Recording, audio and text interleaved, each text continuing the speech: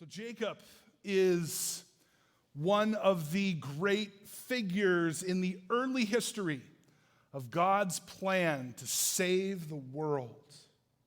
He was one of the chosen by God to be saved, and also chosen by God to be the conduit of salvation for the world. He would become Israel, the father of 12 sons who would become the 12 tribes of Israel. And most significantly, from his line would come the Christ who would save the world. Now, Jacob, I don't know if you know this or not, Jacob was called a prince of God. He was one of the great saints. He was a hero of the faith. But as we already see in our reading for today, Jacob was not a nice or an admirable person. Quite the opposite, in fact. Jacob was a great sinner.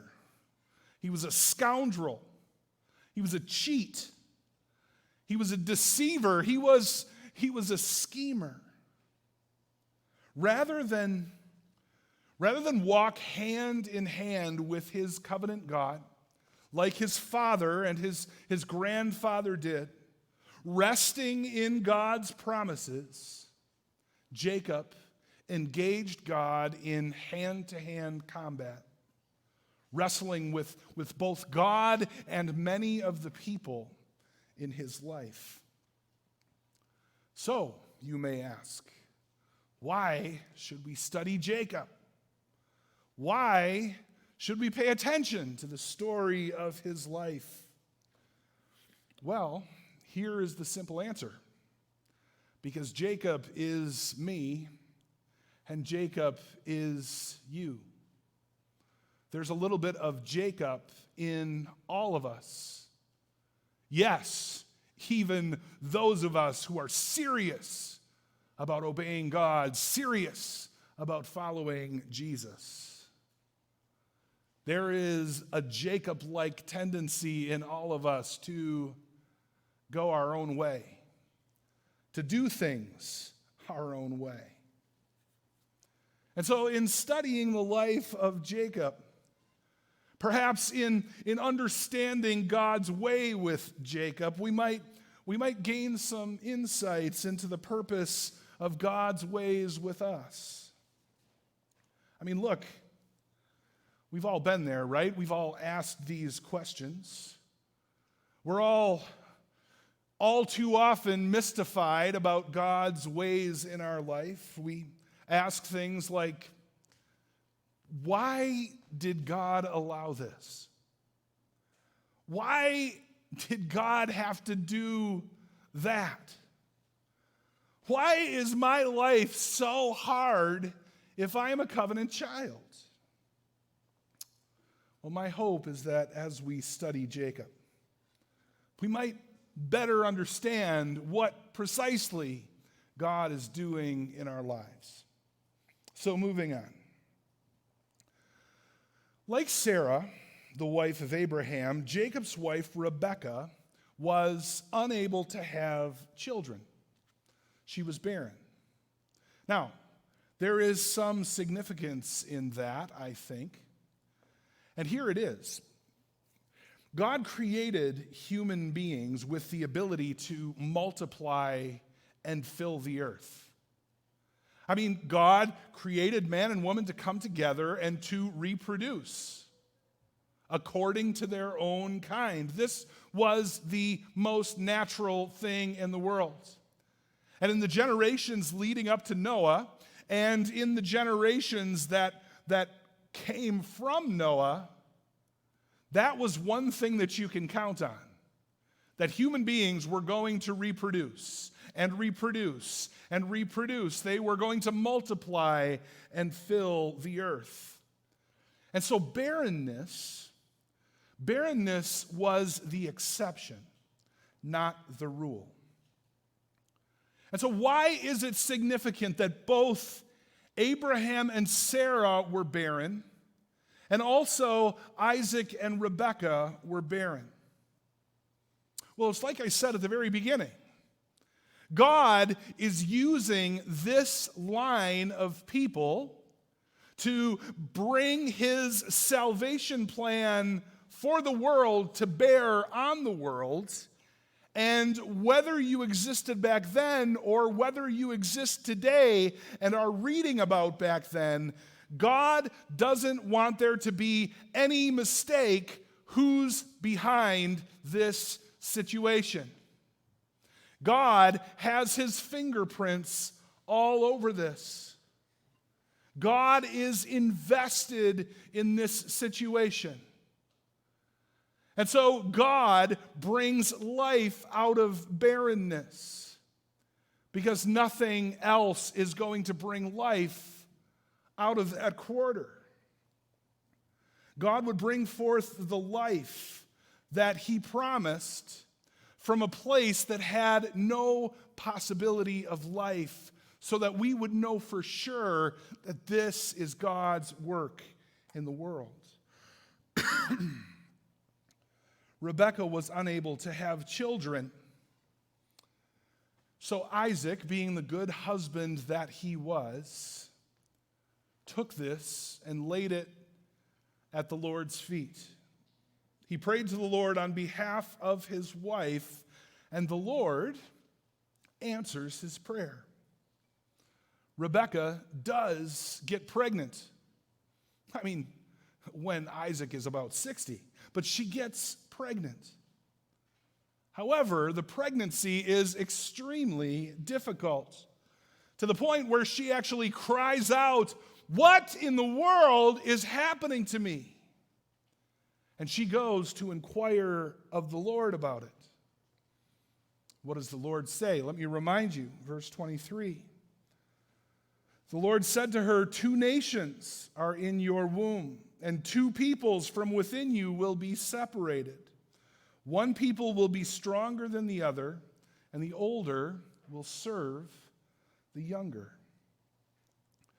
So the first time we encounter Jacob, he is jostling with his brother in Rebekah's womb, jockeying for position, making space for himself, already wrestling with his twin brother Esau.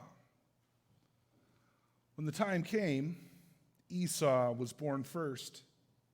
But Jacob entered the world holding tightly onto Esau's heel, which is why Isaac and Rebekah named him Jacob, which literally means he grasps the heel, and which figuratively means he deceives or he supplants, much less flattering titles. And what we read this morning is just kind of one example of how Jacob lives into his name. So as the two boys grow up, they develop much different interests and much different tendencies, much different personalities. Esau became a skillful hunter. He was an outdoorsy kind of guy. Jacob was more of a homebody, staying among the tents.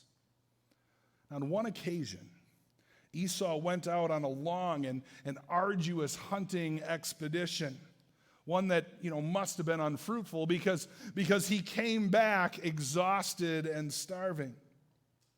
Well, anyway, he came to Jacob and begged for some of the soup that he was cooking.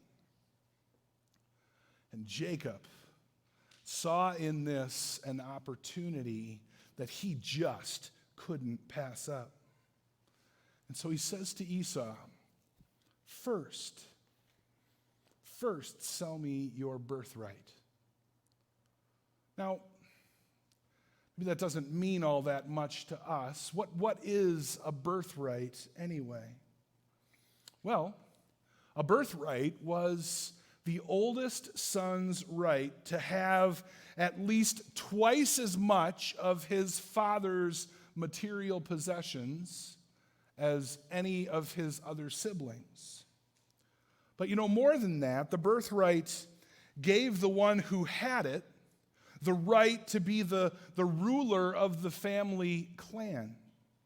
That meant that he was the teacher in the clan. That meant that he was the judge in the clan. That meant that he was, perhaps most importantly, the priest in the clan.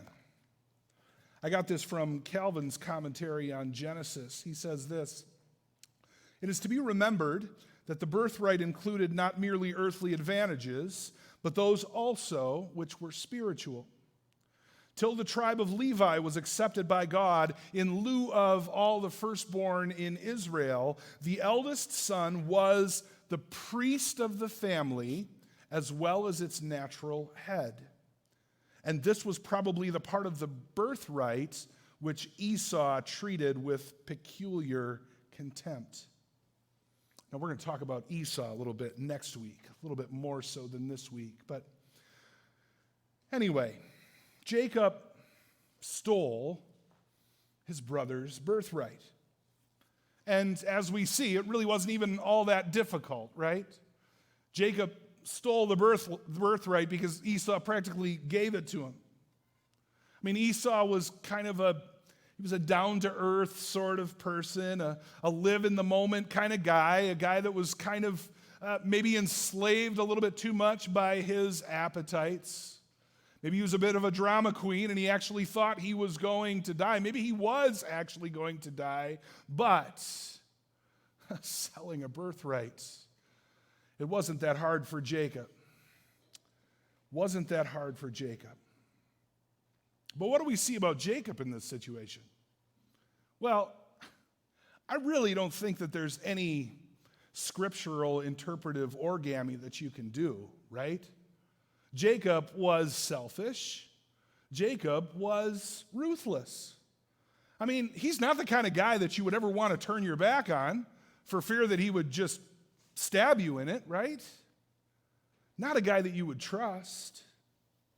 But regardless of his character, Jacob will end up with both the birthright and the blessing. And you know what? If you had the birthright and the blessing in the ancient world, you had it made. Your position was secured, your position was established, and your future was very bright. And so through this wicked deception, Jacob had kind of secured the rest of his life. As I said, he had it made. His authority and his prosperity were now guaranteed. He had overcome the odds and carved out a place for him in the world, just as he had done previously in Rebekah's womb. But don't lose sight of the irony here. I hope that you all read this text carefully with me. Don't ever lose sight of the irony here. Because, see, Jacob would have gotten all of those things anyway. He would have gotten all of those things anyway. All the things he endeavored to take by deceit, he would have gotten from God. I mean, he didn't need Esau's birthright. Next week, we're going to talk about him stealing the blessing as well. He didn't need Isaac's blessing either because he already had God's promise. Remember when Jacob and Esau were jostling in Rebekah's womb and she asked, "Why is this happening to me?" God said, "The older will serve the younger." God had promised Rebekah that Jacob would have first place. And she had surely repeated this to Jacob as he grew up. I mean, he was her favorite after all. She wouldn't have been able to keep that promise to herself. She probably spoke this promise to Jacob from the time that he could even understand her words. God will give you first place, he promised. God will give you first place, he promised. The problem was that Jacob and Rebekah couldn't see how God could possibly do that. They didn't trust that God would do that. I mean, everybody knew that you had to have the birthright and the blessing in order to be first. That was simply the way things worked. And so Jacob probably spent most of his young life thinking to himself, if God is going to make me first, I'm going to have to take matters into my own hands. I can't wait for God to do this thing. Surely he expects me to do something for myself. So rather than trusting that God could do what he promised, Jacob, like so many of us in so many different situations, did it his way, even though it meant lying, cheating, and deceiving. So rather than walking hand in hand with his covenant Lord, trusting the Lord to work things out in his own time and in his own way, Jacob took matters into his own hands and did it his way. He does it here, he'll do it next week, and he'll do it as we follow his path through his entire life. You know, later in his life, and I love this story, it's one of my favorite stories in Scripture, and as I've been studying this a little bit, I've actually had to change my perspective on it a little bit. But later in his life, he even engaged in a wrestling match with God that lasted an entire night. And you know what? It worked. It worked. I mean, Jacob was a man who got what he wanted: the birthright and the blessing, authority and prosperity, the first place and security, a smooth and easy life. Well, not so much that last one. Jacob certainly didn't have a smooth and easy life. In fact, he got just the opposite. Though he got the birthright and the blessing, he soon discovered that those things don't guarantee happiness. And throughout his life, Jacob paid the price for his victory. In fact, right up to the very end, Jacob's life was harder than it had to be. When you wrestle with God, you lose, even when you think that you win. And so when we do things our own way, rather than being obedient to God, rather than trusting God, life will be difficult. I mean, when we make the initial decision to wrestle with God, we will constantly find ourselves wrestling. In fact, at the end of Jacob's life, he makes this interesting statement. We find this way at the end of Genesis 47, verse 9. He says, "My days have been few and difficult." My days have been few and difficult. But here's the surprising gospel in the story of this scoundrel. God did not let go of Jacob's hand ever. God did not break his promise to save Jacob or to make him the conduit of salvation to the rest of the world. And that should remind us that in Jesus Christ, all of God's promises come true for his children. Yes, even if they wrestle with him every step of the way. Because, see, God is faithful even when we are faithless. Here's how one commentator put it. Jacob got the power and status he was seeking, but in so doing, he became a marked man in God's eyes. And as a result, he would be forced to undergo great changes in his character. We call that sanctification. A process of development would be forced upon the unsuspecting Jacob, which would compel him to become a conscious, moral, and whole person. I love that. We're all in process, aren't we? Look, for Jacob, it would be harder than it needed to be. because Jacob insisted on doing it his own way and wrestling with God. But I will tell you something. God will finish his work. God will finish his work. You know, God does not love his children because we are good. He loves us in order to make us good. And in that is our hope. If God could shape such unrefined material as Jacob into a prince, he can surely finish his work in us. And brothers and sisters, he will. I leave you with this verse from Philippians chapter 1. Paul says, "He who began a good work in you will carry it on to completion until the day of Christ Jesus."